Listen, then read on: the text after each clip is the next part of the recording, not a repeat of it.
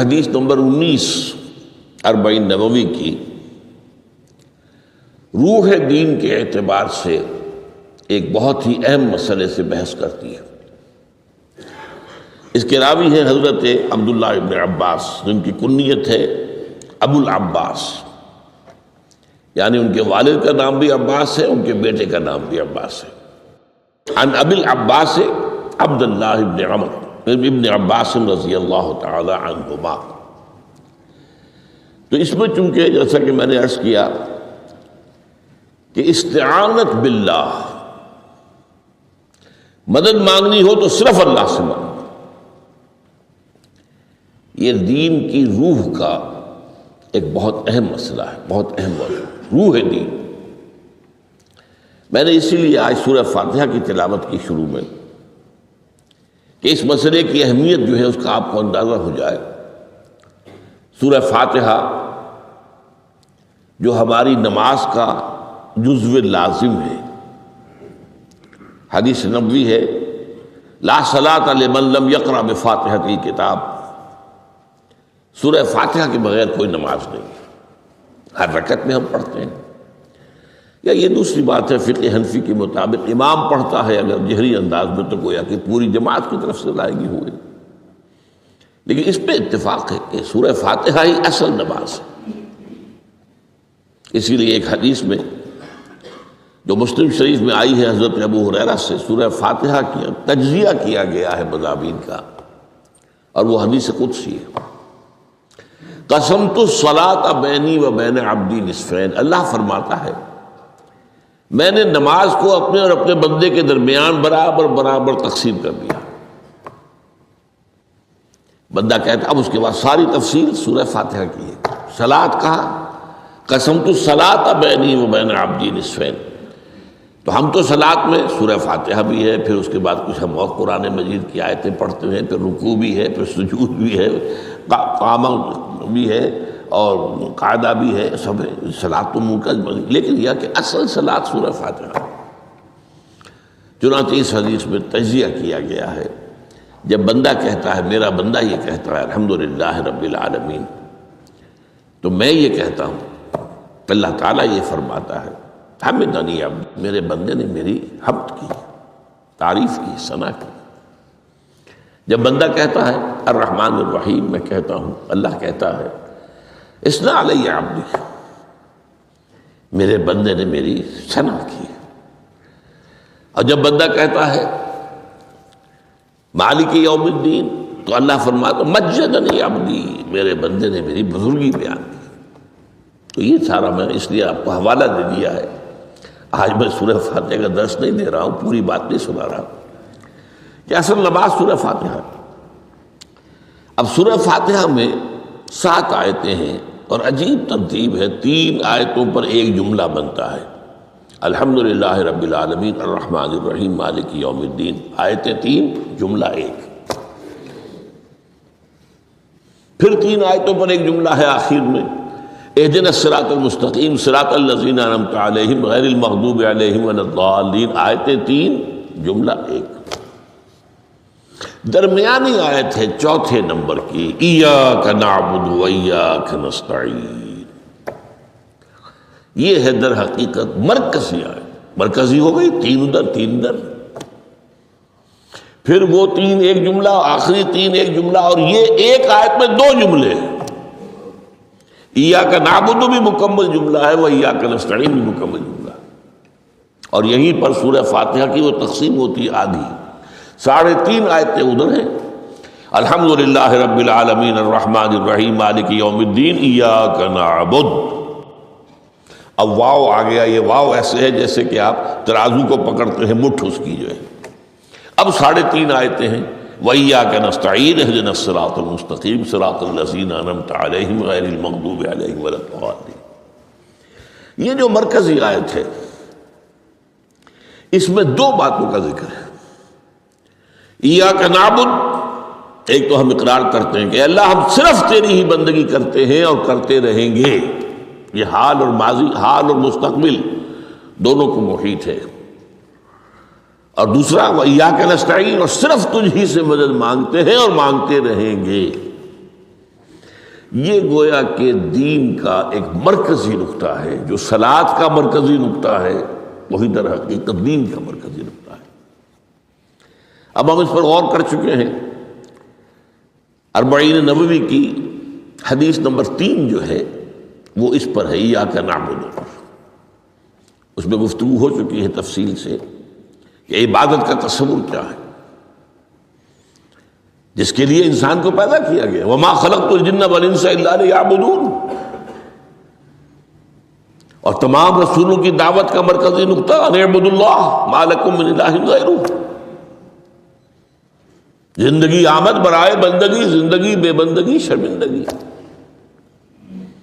اور اس میں جو کنفیوژن ہم نے پیدا کر دیا ہے کہ عبادت کو عبادات کے مترادف قرار دے دیا۔ نماز، روزہ، حج اور زکوٰۃ یہ عبادات ہیں، وہ عبادت جس کے لیے ہمیں پیدا کیا گیا ہے وہ یہ چیزیں نہیں ہیں، وہ ہے پوری زندگی میں ہمہ تن، ہمہ وقت، ہمہ جہت اللہ کی اطاعت۔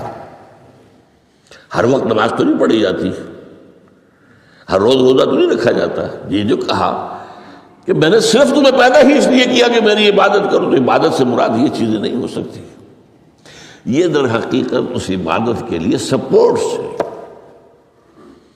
جیسے 4 ستون ہیں ان پر چھت ہے، چھت کو سپورٹ دینے کے لیے ستون ہے۔ ستونوں کی معنویت ہی تب ہے جبکہ چھت ہو، ورنہ کیا کہیں گے کس لیے کھڑے کر دیے 4 ستون، پاگل پن ہے کوئی، کس لیے، واٹ فار؟ جب تک کہ چھت کا تصور نہ ہو۔ شامیانے کے لیے 4 آپ نے بانس کھڑے کیے ہیں، کس لیے؟ اس شامیانے کو سپورٹ کرنے کے لیے۔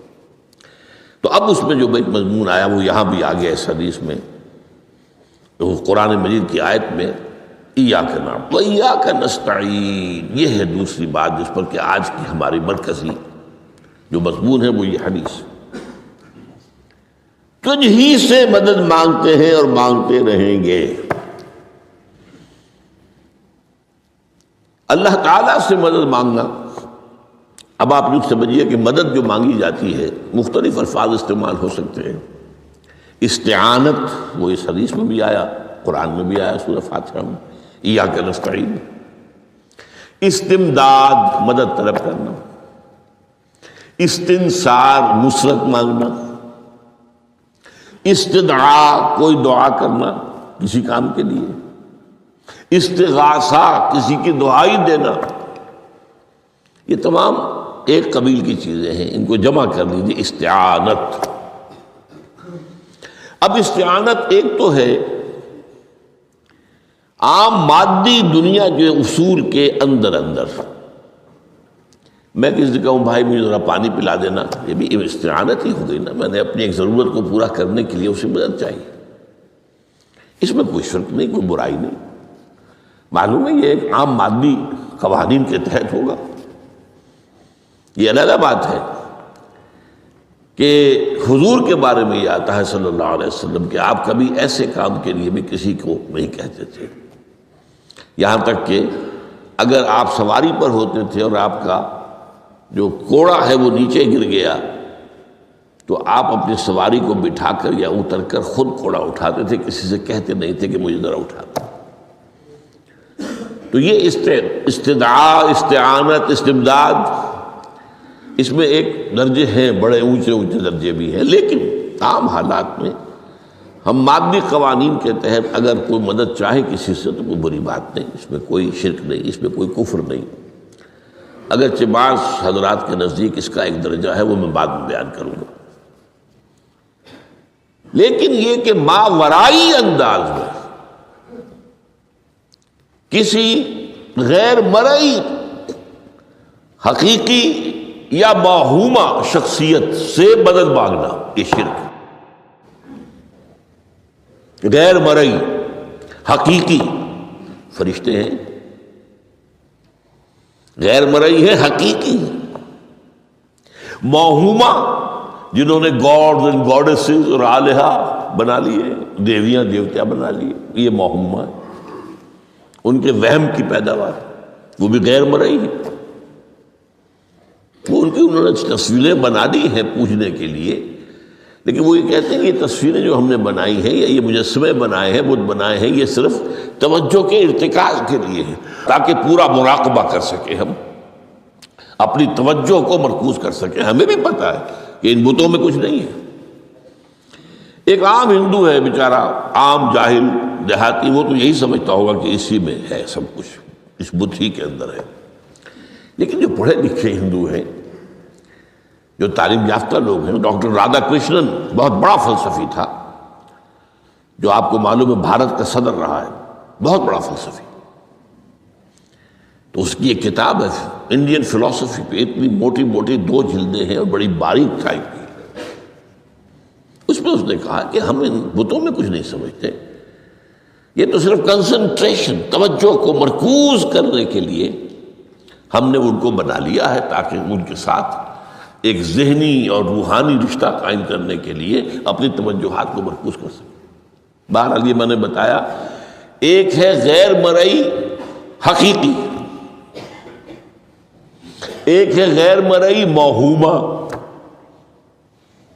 غیر مرئی حقیقی میں فرشتے بھی ہیں، معلوم ہے یہاں موجود ہیں، کرامن کاتبین ہیں، لیکن میں یہ نہیں کہہ سکتا کہ ذرا میری یہ مشکل دور کر دو، اس فرشتے سے میں مخاطب نہیں ہو سکتا، یہ شرک ہو جائے۔ حالانکہ ہمیں معلوم ہے فرشتہ ہے، فرشتے تو اس وقت ہمارے اس مجمع کو گھیرے ہوئے ہیں۔ حضور کی حدیث ہے، مجتمع قوم فی بیت من بیوت اللہ یتلون کتاب اللہ ویدارسونہ بینہم الا حفتہم الملائکہ وغشیتہم الرحمہ۔ جب بھی کبھی میرے گھروں سے کسی گھر میں میرے بندے جمع ہوتے ہیں قرآن کو پڑھنے اور سمجھنے کے لیے، سمجھنے سمجھانے کے لیے، تو فرشتے ان کے گرد گھیرا ڈال لیتے ہیں اور ان پر رحمت چھا جاتی ہے اور سکینت ان پر آسمان سے نازل ہوتی ہے، اور اللہ تعالیٰ ان کا ذکر کرتا ہے فی من عندہ۔ دیکھو اے فرشتوں، تم تو کہتے تھے نا کہ اے اللہ تو یہ خلیفہ بنانے چلا ہے آدم، یہ تو دنیا میں فساد مچائے گا، دیکھو وہ میرے بندے وہ کیا کر رہے ہیں۔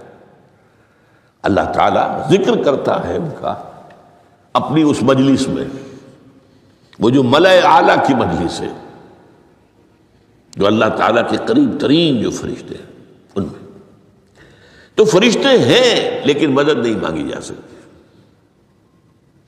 اسی طرح اب ذرا مسئلہ دوسرا وہ مختلف ہی ہو جائے گا۔ میں نے پہلے وہ بات کی جس میں اختلاف کا امکانی، فرشتے تو ہیں، ان پر ہمارا ایمان ہے، اور اصل میں ایمان بالملائکہ ہی کی شکل بگڑی ہے، یہ جو گاڈز اور گاڈیسز بنا لیے گئے اور دیوی اور دیوتا بنا لیے گئے اور آلہہ بنا لیے گئے، ملائکہ ہی کی۔ ملائکہ کو اللہ نے ایک ایک کام کے اوپر معمور کیا ہوا ہے، یہ پہاڑوں کا فرشتہ ہے، یہ بارش کا فرشتہ ہے، یہ فلاں کا فرشتہ ہے، انہوں نے انہی کو دیوتا بنا لیا۔ بس غلطی کیا لگی کہ ان کا کوئی اختیار بھی ہے۔ ہمارا ایمان کیا؟ فرشتوں کا اختیار کوئی نہیں،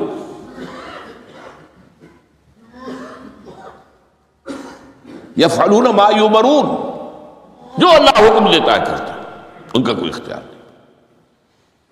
بس یہ باریک سا پردہ ہے، یہی ایمان بالملائکہ بن گیا ہے، دیویوں دیوتاؤں کی شکل اختیار کرنی۔ عرب کے لوگ خدا کی بیٹیاں کہتے تھے ان کو، یہ فرشتے خدا کی بیٹیاں ہیں، ان کے نام پر لات، یہ مؤنث نام ہے، لات، عزا عزیز کا مؤنث ہے، منات یہ سب مؤنث نام ہے، یہ دیویاں ہیں، یہ اللہ کی بیٹیاں ہیں، فرشتے ہیں اصل۔ تو میں نے کہا کہ پہلے میں نے بات کی ہے وہ غیر مرئی کہ جو یقینی ہیں، متفق علیہ ہیں، فرشتے ہیں۔ ایک ہے مختلف فی، وہ یہ ہے کہ اولیاء اللہ کی ارواح بھی،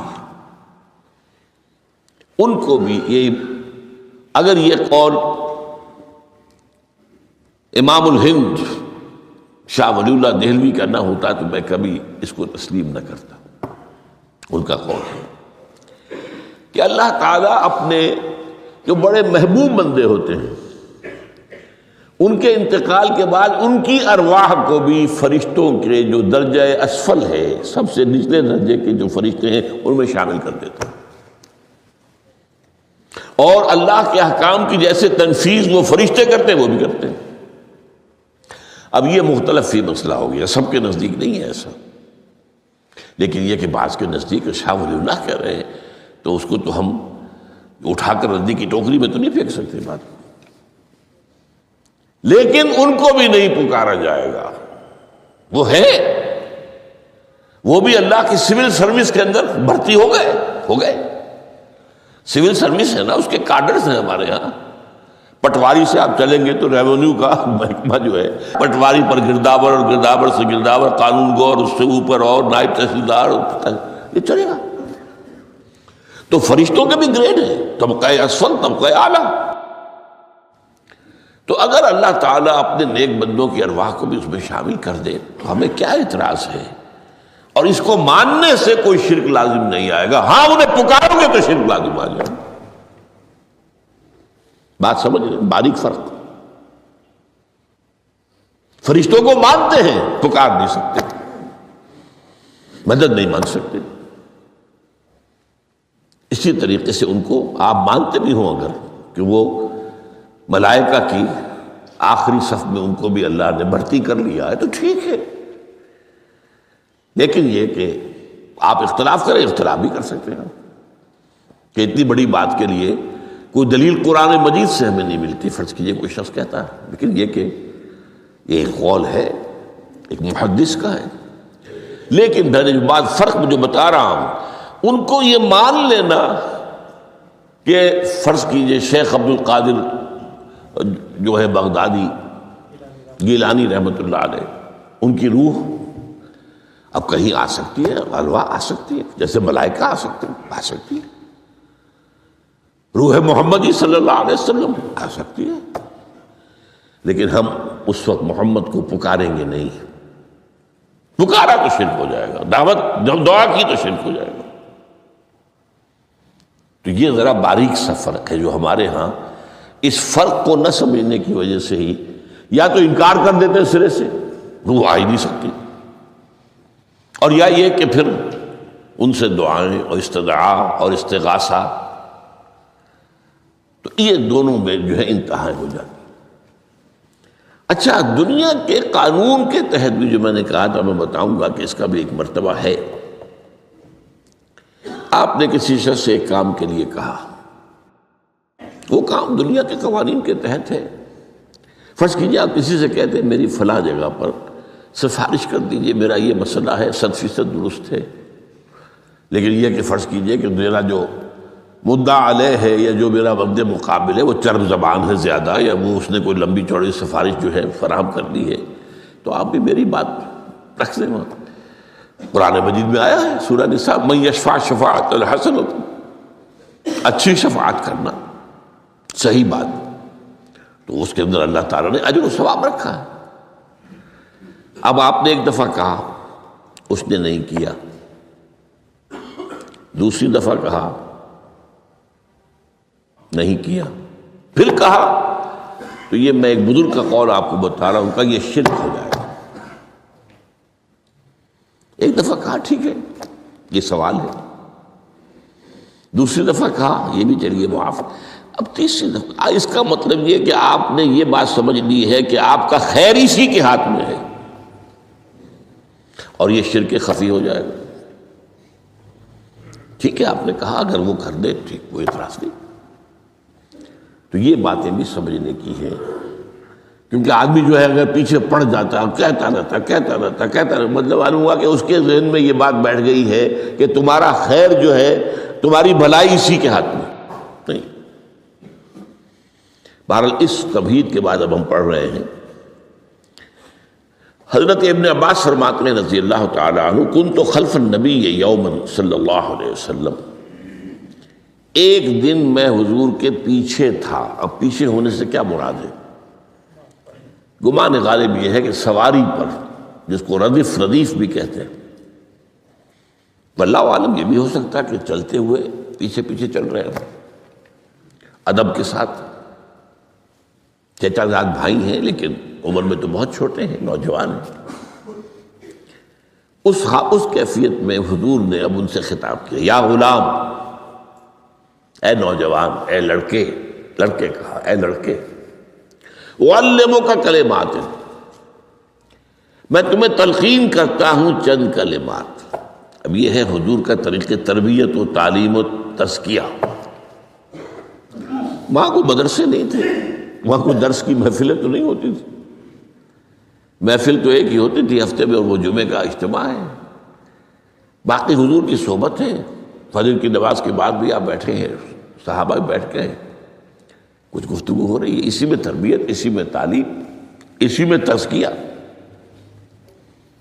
وہ علیحدہ ذکر کے حلقے جو ہے وہ ضربے مارنے کے لیے یہ تو نہیں تھے، یہ تو بات کی ایجاد ہے، میں تو سب مانتے ہیں کہ یہ بات کی ایجاد ہے، یہ مصنون چیزیں نہیں۔ بہرحال حضور نے اے لڑکے یا اے بیٹے، جو بھی آپ اس کا ترجمہ کریں، میں تمہیں چند باتیں سکھاتا ہوں۔ مطلب کیا ہے؟ وَعَلِّمُكَ كَلِمَاتٍ، توجہ سے سنو، غور سے سنو، حفظ جان بنا لو۔ احفظ اللہ یحفظک، پہلا کلمہ، اللہ کی حفاظت کرو وہ تمہاری حفاظت کرے گا۔ اب اس سے مراد کیا ہے؟ عام طور پر سمجھا گیا ہے کہ اللہ کے احکام کی حفاظت کرو، کوئی حکم ٹوٹنے نہ پائے، وہ تمہاری حفاظت کرے گا۔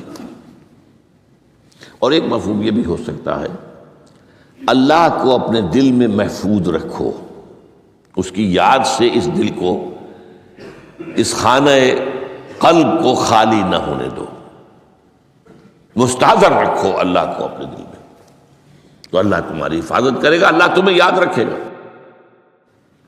اور حدیث قدسی میں یہ الفاظ آئے، میرا بندہ جب مجھے اپنے دل میں یاد کرتا ہے، میں بھی اسے اپنے دل میں یاد کرتا ہوں۔ جب میرا بندہ کسی محفل میں میرا ذکر کرتا ہے، میں اس سے کہیں بہتر محفل میں اس کا ذکر کرتا ہوں۔ اللہ کی محفل تو ملائے اعلیٰ کی ہے، ملائکہ مقربین کی ہے۔ وہ جو امیر خسرو کا شعر ہے، وہ پتہ نہیں کس کیفیت میں انہوں نے کہا ہے، خدا خود میر محفل بود اندر لامکاں خسرو، محمد شمع محفل بود شب جائے کہ من بودم۔ اے خسرو، رات میں جہاں تھا، وہ رات کوئی کیفیت تھی جو گزری ہے، وہ ایک لامکان کی محفل تھی۔ اب مکان نہیں ہے، لامکان ہے، مادی نہیں ہے وہ۔ اس کی محفل میں میر محفل اللہ تھا اور شمع محفل محمد تھے صلی اللہ علیہ وسلم۔ خدا خود میر محفل بود اندر لامکان خسرو، محمد شمع محفل بود شب جائے کہ من بودم۔ بہرحال اللہ کو تم اپنے دل میں مستحضر رکھو، اللہ تعالیٰ تمہیں بھی یاد رکھے گا۔ دوبارہ فرمایا، احفظ اللہ تجدہ امامک تجاہک، اللہ کو یاد رکھو تو اپنے سامنے موجود پاؤ گے، جب چاہو دعا کرو۔ وہ جو بات کہا ہے کہ دل میں ہے، جب چاہو مخاطب ہو جاؤ۔ دل کے آئینے میں ہے تصویر یار، جب ذرا گردن جھکائی دیکھ لی، کہیں دور تو نہیں ہے، نحن اقرب الیہ من حبل الورید۔ تمہارے دل میں اللہ ہے تو کہاں جا رہے ہو اس کو ڈھونڈنے کے لیے؟ اپنے دل میں۔ وہ جو بے دل نے کہا ہے، ستم استگر ہوست کا شبد کہ بے سیر سر وہ سمندرا، تجھے غنچہ کم نہ دمیدہ ادھر دل کشا بچمندرا۔ بڑے ستم کی بات ہے کہ تمہارا دل کہتا ہے چلو ذرا باغیچے میں چلو، پھولوں کی سیر کرو، یہ گلاب کا پھول ہے، یہ موتیا ہے، یہ سیر۔ ستم است، بڑے ستم کی بات ہے۔ کیوں بھی ستم کیا ہو گیا اس میں؟ ستم است گر ہوست کشد، تمہاری خواہش تمہیں کھینچتی ہے کہ بے سیر سر و سمندرا، سر و سمن ذرا ان کی سیر کرنے کے لیے آؤ۔ تجھے غنچہ کم نظر، تو خود ایک غنچہ ہے، تو خود ایک پھول ہے، اللہ کا بنایا ہوا اشرف المخلوقات۔ وہ اشرف المخلوقات سے بڑا کوئی پھول ہو سکتا ہے؟ تجھے غنچہ کم نہ دمید ہے، در دل کشا، اپنے دل کا دروازہ کھولو، بچمن درا، اس کے اندر جو چمن آباد ہے وہ کیا ہے؟ روح ہے۔ دل مسکن ہے قلب، قلب مسکن ہے روح کا۔ تو احفظ اللہ تجد ہو امامک یا تجاہک، اپنے سامنے موجود پاؤ۔ اذا سالتا فاسأل اللہ، اب آ گیا وہ مرکزی مضمون۔ دیکھو جب مانگو اللہ سے مانگو، غیر اللہ کے سامنے ہاتھ دراز کرو ہی مت۔ ایک حدیث میں آتا، یعنی حرام نہیں ہے، دنیاوی قواعد اصول قوانین کے تحت کسی سے مدد چاہنا، کوئی سوال کرنا حرام نہیں ہے۔ وہ تو میں نے کہا کہ اس پر اصرار آپ کریں گے تو اس میں بو پیدا ہو جائے گی، بدبو پیدا ہو جائے گی شرک کی، لیکن آپ سوال کریں، مدد لیں، اسی پر دنیا قائم ہے، ایک دوسرے کے ساتھ تعاون کے ساتھ۔ لیکن اونچا مقام کیا ہے؟ کسی سے سوال مت کرو سوائے اللہ کے، یہاں تک کہ جوتے باندھنے کا تسمہ تمہیں درکار ہے تو بھی کسی سے مت مانگو، اللہ سے مانگو۔ کیا پتہ اللہ کس کے دل میں ڈال دے اور وہ آ کے تمہیں تسمہ پیش کر دے۔ ہوتا ہے ایسا، بس اوقات ہوتا۔ جو اللہ کے ساتھ لو لگا کر رکھنے والے ہیں ان کے تو ایسے واقعات ہوتے ہیں کہ دل میں ایک بات آئی اور اس کے بعد وہی بات جو ہے وہ کوئی شخص آ گیا اور اس نے وہ بات پوری کر دی، کیونکہ لوگوں کے دل جو ہے وہ تو اللہ کے دو انگلیوں کے مابین جو چاہتا پھیر دیتا ہے۔ کیا پتہ اللہ کسی فرشتے کو انسانی شکل میں بھیج دے، آتا ہے فرشتہ، آتا ہے انسانی شکل میں، آتا ہے آپ کی تکلیف کو رفع کر دے، آپ کی ضرورت کو پورا کر دے، اسی سے مانگو، کسی اور سے مت مانگو۔ یہ ہے توحید کا لب لباب۔ یوں سمجھیے اسلام کی جڑ کیا ہے؟ ایمان۔ اسلام کا جو خارجی نظام عمل ہے، انفرادی اعمال ہو، اجتماعی ہو، ان سب کی روح رواں کیا ہے؟ ایمان۔ ٹھیک، ایک بات ہو گئی۔ ایمان کا خلاصہ لب لباب کیا ہے؟ ایمان باللہ۔ جیسے ایمان بالآخرہ بھی ہے، ایمان بالملائکہ ہے، ایمان بالانبیاء ہے، ایمان بالرسل ہے، ایمان بالکتب ہے، ایمان بالقلب ہے، لیکن اصل ایمان، اسی لیے ایمان مجمل میں آپ کو معلوم ہے کسی اور چیز کا ذکر نہیں۔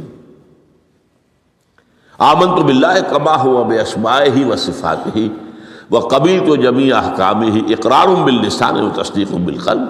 یہ ایمان مجمل ہے، اجمالی طور پر ایمان اس کا نام ہے۔ ہاں مفصل تفصیلی طور پر آمنت باللہ و ملائکتہ و کتبہ و رسلہ والیوم الآخر والقدر خیرہ و شرہ من اللہ تعالی والبعث بعد الموت۔ تو اسلام کی جڑ ایمان، اور اسلام کا سارا جو نظام عمل ہے، چاہے انفرادی اعمال ہو چاہے اجتماعی، ان سب کی روح رواں ایمان، اور ایمان کا خلاصہ ایمان باللہ۔ اور ایمان باللہ کا اصل حاصل وہ ہے جو اس حدیث میں آ رہا، اس کے دو ہیں تقاضے، عبادت صرف اسی کی، استعانت صرف اسی سے۔ اس لیے میں نے سورہ فاتحہ کا تذکرہ شروع میں کیا۔ یہ عبادت کا جوہر ہے، عبادت کا جو ہے یہ ایمان کا حاصل، عبادت صرف اس کی ہے اور استعانت صرف اس سے۔ استعانت ہی میں سوال بھی آ گیا، یہ بھی مدد ہے۔ آپ کسی سے کچھ مدد مالی چاہ رہے ہیں یا کوئی اور مدد چاہتے ہیں، کسی کام میں مدد چاہتے ہیں، جیسے میں نے کہا تھا کہیں سفارش کرانا چاہتے ہیں، یہ بھی ایک مدد ہے۔ وَإِذَا اسْتَعَنْتَ فَاسْتَعِنْ بِاللَّهِ، اور جب مدد مانگو صرف اللہ سے مانگو۔ اور وہ سارے الفاظ یاد کر لیجیے، استدعاء، استعانت، استغاثہ، یہ جو غوث اعظم سے استغاثہ کیا جاتا ہے یہ تو شرک ہے۔ استغاثہ اللہ سے، دعائی اللہ کی. اس اعتبار سے استمداد، استعانت، استدعاء، استغاثہ، یہ سب اللہ سے، صرف اللہ سے. عبادت صرف اللہ کی، ایاک نعبد، اور استعانت صرف اللہ سے. اذا سألت فاسأل اللہ واذا استعنت فاستعن باللہ واعلم. اب یہ جو آخری ٹکڑا آ رہا ہے، حدیث نمبر 4 تھی وہ عبداللہ ابن مسعود رضی اللہ تعالیٰ عنہ، اس میں بھی مضمون جو آیا وہ یہاں پر دوبارہ آ رہا ہے. وعلم، اور اے میرے بیٹے، میرے بچے، اے عزیز، علم، جان لو، ان الامت لو اجتمعت علی ان ينفعوک بشیء، اگر سب لوگ جمع ہو کر چاہیں کہ تمہیں کسی شے کا نفع پہنچا دیں، کوئی فائدہ پہنچا دیں، لن ينفعوک الا بشیء قد کتبہ اللہ لک، نہیں پہنچا سکتے وہ تمہیں کوئی نفع مگر صرف وہی جو تمہارے لیے اللہ نے لکھ دیا. پھر کیوں مانگو ان سے؟ یہ تو فعل عبث ہو گیا، بیکار بات ہو گئی. ان کے ہاتھ میں کچھ ہے ہی نہیں. لہذا یہ جان لو، سب لوگ مل کر چاہیں کہ تمہیں کوئی نفع پہنچا دیں، نہیں پہنچا سکتے مگر وہی کچھ جو اللہ نے تمہارے لیے اگر لکھ دیا ہے تو مل جائے گا، ورنہ نہیں. آپ اندازہ کیجئے کہ جو شخص اس سطح پر آ جائے اس میں کتنا استغنا ہوگا. کسی کے سامنے پیشانی رگڑے گا اپنی، کسی کے سامنے ہاتھ پھیلائے گا، کسی کے سامنے اپنی عزت نفس کو ہتھیلی پر رکھ کر پیش کرے گا. تم نے سوال کیا تو عزت نفس تو تم نے اس کے سامنے پیش کر دی. اب وہ چاہے تو کچھ اس کا لحاظ کر لے، چاہے تو ٹھوکر مار دے تمہاری عزت نفس کو. یہ وہ مقام ہے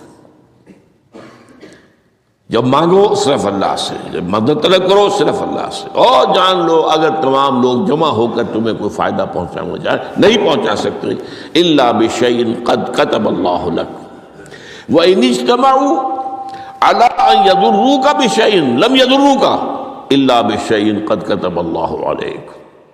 اگر سب مل کر چاہیں تمہیں کوئی نقصان پہنچا دے، نہیں پہنچا سکتے مگر وہی کچھ جو اللہ نے تمہارے لیے لکھ دیا. اب بتائیے خوف کی جڑ کٹ جائے گی کہ نہیں؟ یہ جو ایمان جو ہے یہ خوف اور حزن دونوں سے نجات دلانے والی بات ہے. جو حقیقی مومن ہے وہ اللہ کا ولی ہے، حقیقی مومن وہ اللہ کا ولی ہے. اور الا ان اولیاء اللہ لا خوف علیہم ولا هم يحزنون. یہ اولیاء اللہ کو علیحدہ مخلوق نہیں ہے، کوئی ان کے سر پہ سینگ نہیں ہوتے، انسان ہی ہوتے ہیں، لیکن حقیقی معنی میں مومن. ان اعتبارات سے جو آج ہم پڑھ رہے ہیں ایمان اس درجے کا پہنچ گیا تو وہ اللہ کا ولی ہے. اور ان لوگوں کے لیے خوف کس بات کا ہوگا؟ کس سے خوف کروں؟ اس کے ہاتھ میں کچھ ہے ہی نہیں. اور اگر کچھ اللہ نے میرے لیے لکھ دیا وہ آ کر رہے گا، چاہے میں لاکھ گڑ گڑاؤں اور اس کے سامنے کہ مجھے چھوڑ دے. اگر اللہ نے لکھا وہ آیا وہ تو آئے گا، تو کاہے کو اس کے سامنے گڑ گڑانا، کاہے کو جبسائی کرنا اس کے سامنے. اور کسی کے ہاتھ میں کچھ ہے ہی نہیں، میرا خیر ہے ہی نہیں، کاہے کو خوشامد کروں اس کی. اور سنیے، رفعت الاقلام. دیکھو نوجوان، قلمیں اٹھا لی گئی ہیں، وجفت الصحف، اور جو رجسٹر ہیں صحیفے ان کی سیاہی خشک ہو چکی ہے. یہ ہے وہ اللہ کا علم قدیم جس میں ہر شے لکھ دی گئی. اس کی قلم اٹھا لیے گئے. وہ جیسے آپ کو معلوم ہے امتحان ہوتا تھا، 3 گھنٹے ختم ہو گئے، اسٹاپ رائٹنگ، بس اب قلم رک جانا چاہیے. وہ قلم تو تقدیر کا کاتب جو ہے وہ قلم اس کا اب اٹھا لیا گیا. اور جو صحیفے جن پر کہ لکھا گیا وہ خشک بھی ہو گئے۔ یہ تو روایت ہے جو امام ترمذی نے جس کو روایت کیا، یہ متن ان کا ہے جو ہم نے پڑھا ابھی، اور ان کا قول یہ ہے کہ یہ حدیث حسن صحیح ہے۔ لیکن یہی روایت اور انہی راوی سے عبداللہ ابن عباس سے رضی اللہ تعالیٰ عنہما اور بھی محدثین نے کی ہے، تو اس میں سے ایک اور متن جو ہے وہ یہاں پر امام نووی نے دے دیا ہے۔ احفظ اللہ تجدہ امامک، یہ تو پہلا وہ ٹکڑا تھا، وقت تو جاہک تھا، یہاں امامک ہے، مطلب ایک ہی ہے، اپنے سامنے پاؤ گے۔ اللہ کی حفاظت کرو، اللہ کو دل میں، اللہ کی یاد کو محفوظ رکھو، گویا کہ اللہ کو مستحضر رکھو۔ ذکر اللہ کے معنی کیا ہے؟ استحضار اللہ فی القلب، یہ ذکر اللہ ہے۔ جنہیں ہم ذکر سمجھ بیٹھے ہیں وہ ذکر کے ذریعے ہے۔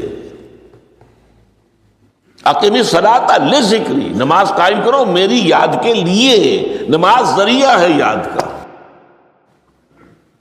یہ علیحدہ بات ہے کہ آپ نے 17 رکعتیں بھی پڑھ لی ہو جو عشاء کی اور یاد آپ کو آئی ہی نہیں کوئی، آپ تو ایک میکینیکل انداز میں جو ہے وہ اٹھک بیٹھک کر رہے ہیں اور آپ کی زبان سے کچھ نکل رہا ہے، تو اس کا آپ کے شعور سے، دل کی گہرائی سے کوئی رابطہ ہے ہی نہیں، وہ ذکر تو نہیں ہوا۔ ہاں نماز فرض تھی، وہ ادا ہو گئی، آپ کی فرض ادا ہو گئی۔ تو جنہیں ہم نے ذرائع، جنہیں ذکر سمجھا وہ ذرائع ذکر ہے، اللہ اللہ سبحان اللہ زبان سے، یہ تاکہ اس کے نتیجے میں وہ ذکر حاصل ہو جائے۔ استحضار اللہ فی القلب، ذکر کے معنی ہے استحضار اللہ فی القلب۔ تعرف الی اللہ فی الرخاء، اور دیکھو کشادگی کے وقت میں تم اللہ کو یاد رکھو، اللہ کی طرف رجوع کیے رہو، بھول نہ جاؤ۔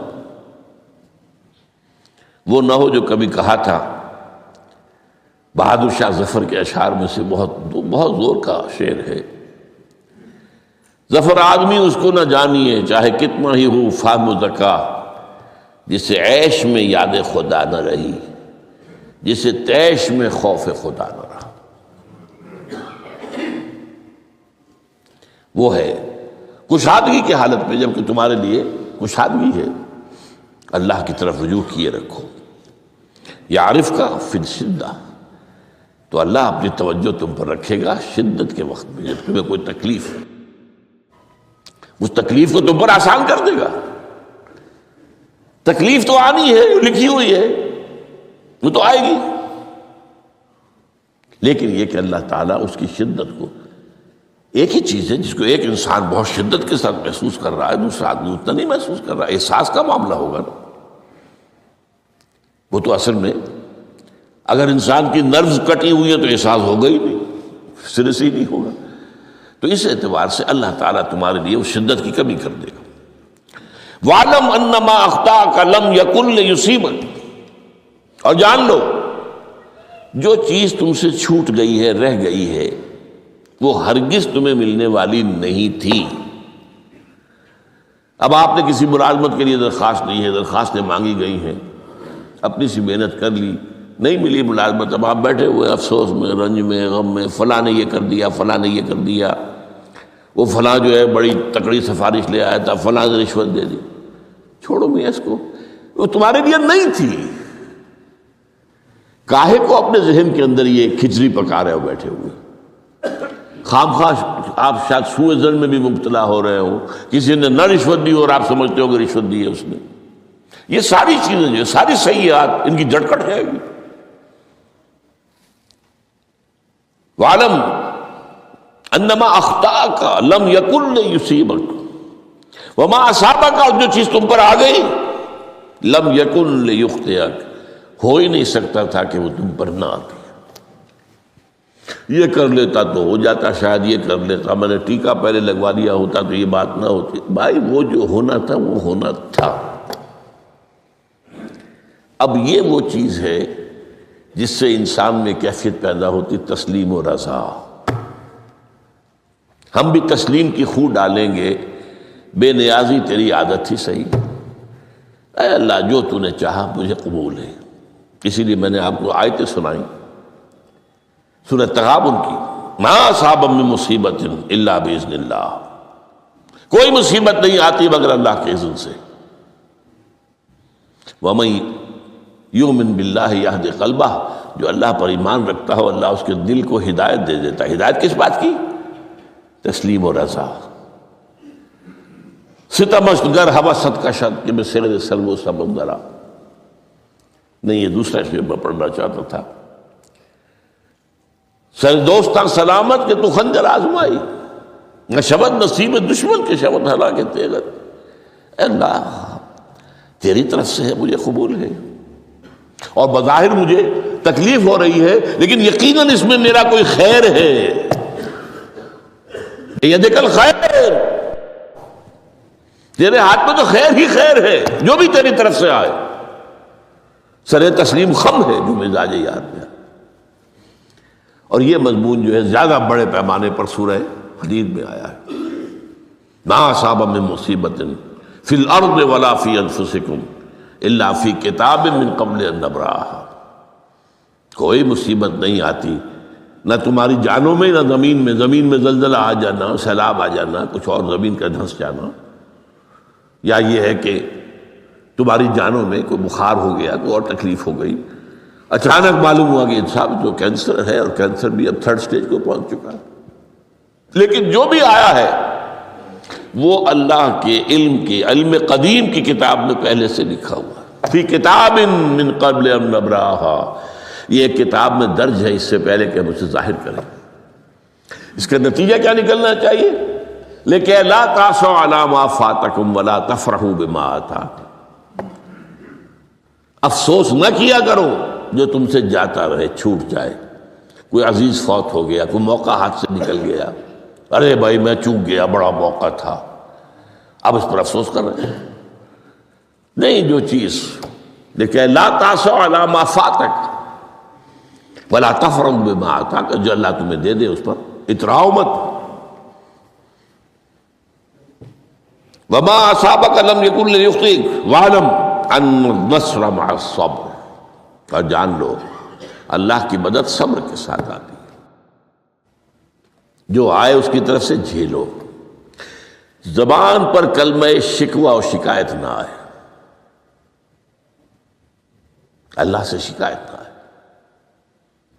تسلیم و رضا، جو تیری رضا ہے. تیری صحت ہمیں منظور ہے لیکن اس کو. مولانا محمد علی جوہر ایک مرتبہ جیل میں گئے، ایک بیٹی بیمار ہوئی، فوت ہو گئی. اس کے بعد دوسری مرتبہ پھر جیل میں گئے، دوسری بیٹی کو وہی بیماری ہوئی. جیل میں اطلاع ملی کہ بیٹی کو یہ بیماری ہو گئی ہے، تو خط لکھا اشعار کی شکل میں. اس کا آخری شعر یہ ہے: تیری صحت ہمیں منظور ہے لیکن اس کو نہیں منظور تو پھر ہم کو بھی منظور نہیں. ہم تو چاہتے ہیں میں بیٹی کے تجھے شفا ہو جائے، اسے منظور نہیں تو پھر ہمیں بھی منظور. وَاعْلَمْ أَنَّ النَّصْرَ مَعَ الصَّبْرِ وَأَنَّ الْفَرَجَ مَعَ الْكَرْبِ. فرج، فراخی، کھل جانا کسی چیز کا، یہ ہے کرب کے ساتھ، تکلیف کے ساتھ. تکلیف ہوتی ہے ساتھ. اللہ نے قانون بنایا ہے دنیا کا.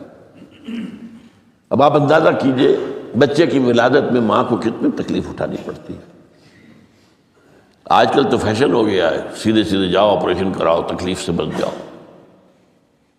لیکن یہ ہے کہ یہ بھی آپ کے علم میں ہوگا، وہ ساری تکلیف جیسے ہی بچے کو لا کر ماں کے برابر لٹایا ہے، ساری تکلیف ختم. پھر جو راحت اس سے میسر آتی ہے. ان الفرج مع الکرب وان مع العسر یسرا. اسی لیے میں نے وہ آیتیں بھی پڑھی تھی، ان مع العسر یسرا ان مع العسر یسرا. اس دنیا میں یہ اللہ نے نظام بنایا ہے، سختیاں جھیلنی ہی ہوں گی. لقد خلقنا الانسان فی کبد. ہم نے انسان کو پیدا کیا مشقت کے اندر، مشقت تو کرنی پڑے گی. کسی کی جسمانی مشقت زیادہ، کسی کی ذہنی مشقت زیادہ، مشقت سے چارہ کسی کو نہیں. تو یہ ہے ان مع العسر یسرا ان مع العسر یسرا.